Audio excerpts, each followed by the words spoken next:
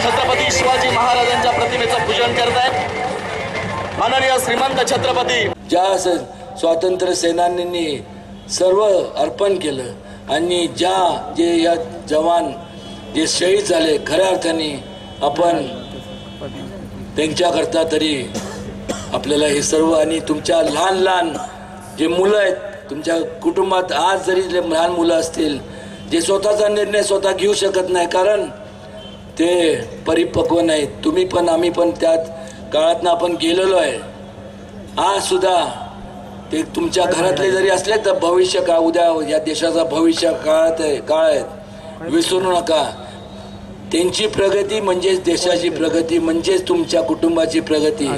त्यामुळे वोटिंगच्या दिवशी आउटिंगला जर गेला जरूर जावा, पण मतदान केल्यानंतर पण ते न करता गेला तर तुम्हाला सांगतोय तुम्हाला काळ माफ करणार नाही। तुमच्या घरातले जे तरुण मुलं आहेत जे उद्या तुमच्याकडे आशेने बघतात आहे, हे तुमचं बोट धरून जे चालायला शिकलेत त्यांचा विचार करा। आणि एकटा उदयनराजेंना मतदान देऊन उपयोग होणार नाही।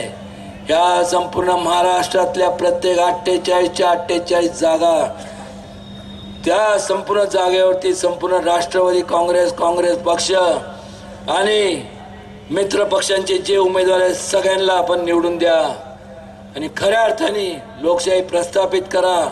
एवढंच नाही तर या संपूर्ण देशामध्ये तोच निर्णय झालाय।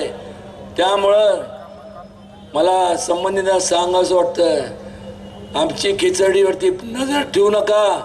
आमची खिचडी आता व्यवस्थित शिजली आहे, ती लोकांसाठी आम्ही शिजवली आहे, लोकांना भरभरून देणार, त्यांच्यावर उपासमारीची वेळ परत कधी येऊन देणार नाही आणि निश्चितपणे तेवढी ताकद आमच्यामध्ये आहे एवढंच सांगतो। आणि आमची कमिटमेंट जी आहे ती तुमच्यापाशी तुमच्याप्रती आहे सगळ्यांच्या वतीने आणि खास करून पवार साहेबांच्या वतीने सांगतो, एक बार जो मैंने कमिटमेंट कर दी तो हम अपनी खुद की भी नहीं सुनते।